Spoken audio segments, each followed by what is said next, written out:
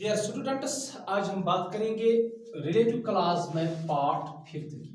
इससे पहले हमने जो वीडियोस रिलेटिव क्लास में part first, part second, part third और पार्ट फोर्थ का था, उसमें आपने कहा था रिलेटिव क्लास किससे कहते हैं, रिलेटिव क्लास कितने किस्म के होते हैं, डिफाइनिंग और नॉन डिफाइनिंग रिलेटिव क्लास। फिर रिलेटिव क्लास में हमने ये भी बताया था कि रिलेटिव प्रोनाउंस जितने भी हैं वो कहाँ का इस्तेमाल होते हैं, जैसे हु कहाँ इस्तेमाल होता है और डैट कहाँ इस्तेमाल होता है। फिर पार्ट फोर्थ में हमने कहा था जो है विच कहाँ इस्तेमाल होता है। अब पार्ट फिफ्थ में हम कहेंगे whom और whose इस्तेमाल कहाँ होता है। whom और whose जो है ये दोनों who के ही पार्ट्स है, ये these are derived from who। who जो है ये सब्जेक्ट प्रोनाउन है, ये सब्जेक्ट रिलेटिव प्रोनाउन है, यानी ये ही के बदले इस्तेमाल होता है, शी के बदले इस्तेमाल होता है और देम के बदले दे के बदले इस्तेमाल होता है। जबकि होम जो है ये प्रोनाउन ऑब्जेक्ट प्रोनाउन है, ये हिम के बदले इस्तेमाल हो सकता है, हर के बदले इस्तेमाल हो सकता है या देम के बदले इस्तेमाल हो सकता है। It means who in a sentence when as a relative pronoun functions as the subject, while who in the sentence functioning as a relative pronoun functions as a object। ये object काम करता है और ये subject काम करता है। This refers who refers to the subject and whom refers to the object। अब subject कैसे act करता है who, और whom जो है ये object कैसे act करता है। Let's see the examples given here। यहाँ मैंने कुछ एग्जांपल्स दिए हैं, इनमें हम देखते हैं हु कहाँ इस्तेमाल होगा और होम कहाँ इस्तेमाल होता है। पहले example number first, I met Rashid has dash has just come. ये जो हैज जस्ट कम अगर देखेंगे इस पार्ट का, यहां से डैश के बाद जो पार्ट है उसको देखेंगे तो ये सिर्फ वर्ब पार्ट है। अगर इसको अलग सेंटेंस के तरीके से देखा जाएगा तो व्हाट डज इट लेक, इसके साथ क्या नहीं है, इसके साथ सब्जेक्ट नहीं है, वर्ब इसके साथ है लेकिन सब्जेक्ट नहीं है। तो यहां मैं इसको सब्जेक्ट प्रोनाउन डाले जाऊंगा, मैं लिखूंगा ही, ठीक, ही हैज जस्ट कम। अगर ये लड़की होती तो मैं लिखता शी, अगर ये बहुत सारे होते तो मैं लिखता दे हैव। तो यहां ही आता, शी आता या दे आता, all these three pronouns have acted as the subject of this very given sentence, क्योंकि वर्ब पार्ट तो वहां हुआ था। लेकिन अगर मैं इन प्रोनाउंस को रिलेटिव प्रोनाउंस से रिप्लेस करना चाहूंगा तो मैं किस रिलेटिव प्रोनाउन से रिप्लेस करूंगा। जाहिर सी बात है मैं सब्जेक्ट रिलेटिव प्रोनाउन से ही रिप्लेस करूंगा।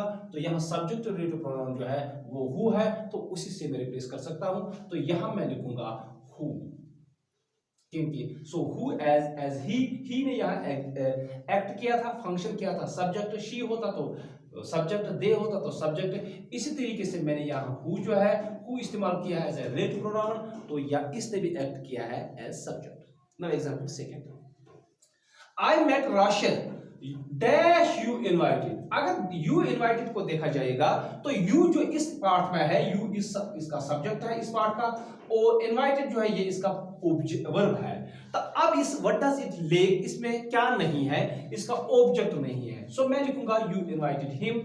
अगर लड़की होती तो यू इनवाइटेड हर, अगर बहुत सारे होते तो यू इनवाइटेड देम। सो मैंने इसको एज प्रोनाउन डाले, हिम डाला, हर डाला और देम डाला। अगर इन प्रोनाउंस को मैं रिप्लेस करना चाहूंगा, ये तो ऑब्जेक्ट प्रोनाउन है, मैं इनको रिप्लेस करना चाहूंगा रिलेटिव प्रोनाउन से, तो मुझे किस रिलेटिव प्रोनाउन से रिप्लेस करना होगा, ऑब्जेक्ट रिलेटिव प्रोनाउन से रिप्लेस करना पड़ेगा। That's called age home. तो मैं यहां लिखूंगा home, home you invited. This is example second. Now example third. This is the girl. This is the girl dash works hard. ये जो works hard part है, this is the verb. Now what this part lacks? इस part में क्या नहीं है? Again इस part में subject नहीं है। तो अगर इसमें लिखूंगा मैं, यहां मैं लिखूंगा she works hard। अगर लड़का होता तो he works hard, अगर बहुत सारे होते तो हम लिखते they work hard। तो यहां अगेन मैं she लिख सकता हूं, he लिख सकता हूं या they लिख सकता हूं।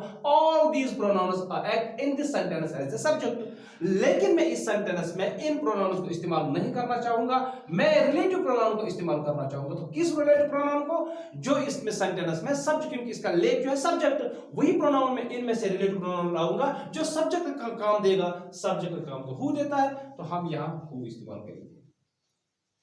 इस तरह चौथी एग्जांपल मैंने लिखी है, this is the girl dash all praise. All praise में अगर देखेंगे ये ऑल इसका सब्जेक्ट है, प्रेज इसका वर्ब है। Again it links object, all praise her, अगर लड़का होता तो ऑल प्रेज हिम, अगर बहुत सारे होते तो ऑल प्रेज देम।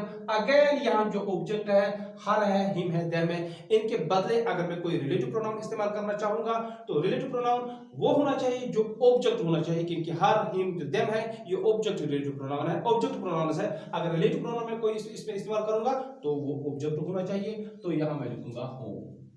तो आपने देखा कि ये जो हु है, who acts in a given sentence as a relative pronoun, who acts as the subject, it replaces the subject pronouns, and whom as a relative pronoun जब इस्तेमाल होता है it acts as an object or it replaces the object pronoun। चलिए और एक मिसाल मैं दूंगा, लेकिन मिसाल देने से पहले मैं कहूंगा ये जो whom और whose है, these are only used for the people or these are only used for the human beings, ये human beings के लिए इस्तेमाल होते हैं।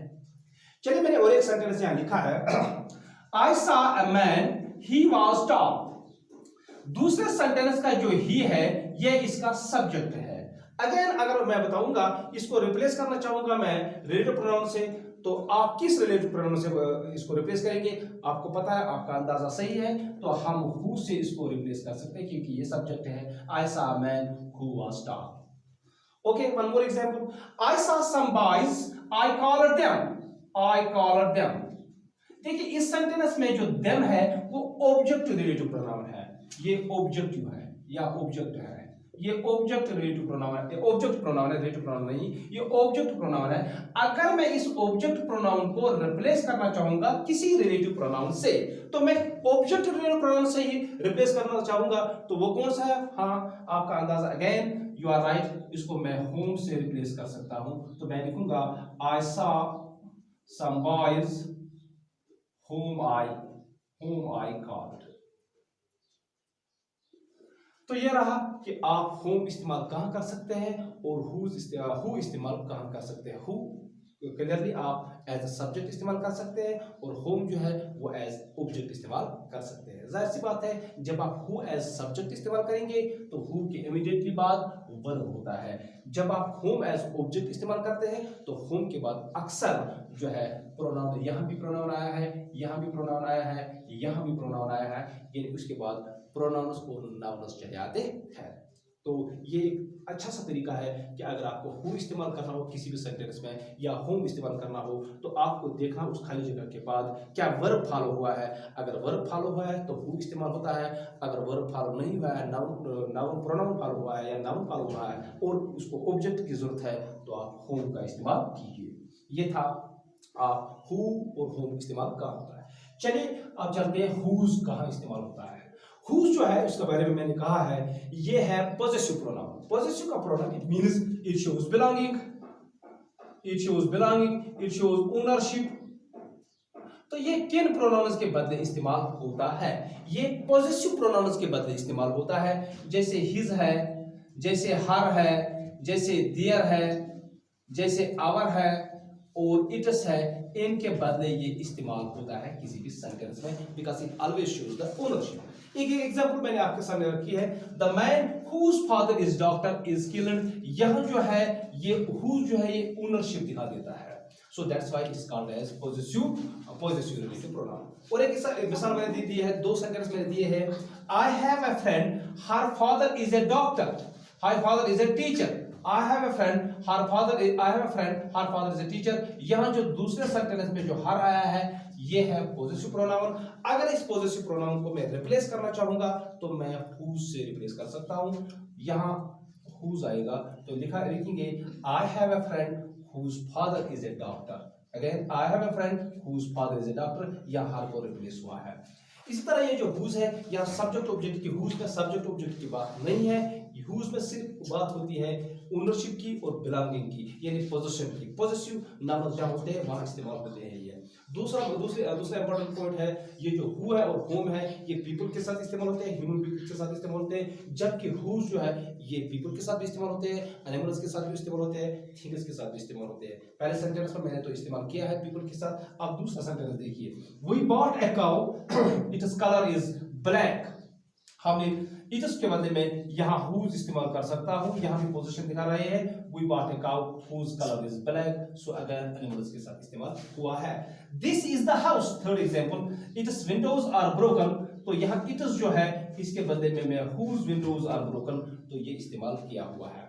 अब देखिए whose जो है ये पोजीशन दिखाता है। दूसरा इंपॉर्टेंट पॉइंट whose के बाद होता है, whose के बाद अक्सर जो होता है या नाउन होता है। ये नाउन से पहले अगर आपको नाउन से, वहां तो प्रोनाउन है, यहाँ नाउन से पहले अगर आपको कोई रिलेटिव प्रोनाउन ऐड करना है तो whose इस्तेमाल कीजिए। यहाँ नाउन से पहले अगर आपको कोई प्रोनाउन इस्तेमाल करना है लेकिन वो प्रोनाउन ऑब्जेक्ट होना चाहिए तो whom इस्तेमाल कीजिए। अगर ऑब्जेक्ट की बात नहीं, ऑब्जेक्ट सब्जेक्ट की बात नहीं है, नाउन से पहले आपको कोई प्रोनाउन इस्तेमाल करना हो तो न सब्जेक्ट की बात है ना ऑब्जेक्ट की बात है, तो whose का इस्तेमाल कीजिए। ये था कि हम who, तो छोड़िए who को, पहले who के बारे में मैंने कहा है, तो whom और whose कहाँ इस्तेमाल होते हैं। तो अब बात होगी what कहाँ इस्तेमाल होते हैं। इसको मैं थोड़ा सा रब कर देता हूँ, उसके बारे में उसके बाद में आपको what का भी यूज बता देता हूँ।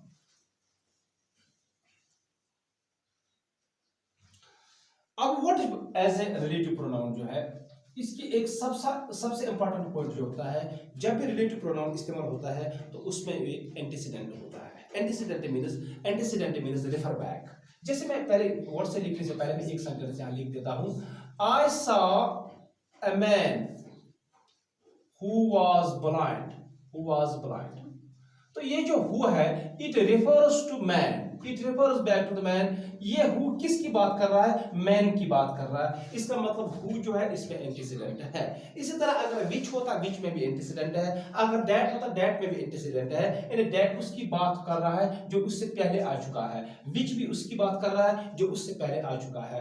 ये सारे रिलेटिव प्रोनाउन जो है उनमें एंटीसीडेंट होता है, लेकिन सिर्फ व्हाट ही है उसमें एंटीसीडेंट नहीं है। ये एंटीसीडेंट के बगैर होता है। चलिए मैं एक एग्जांपल आपके सामने लिख देता हूं। He found what he lost।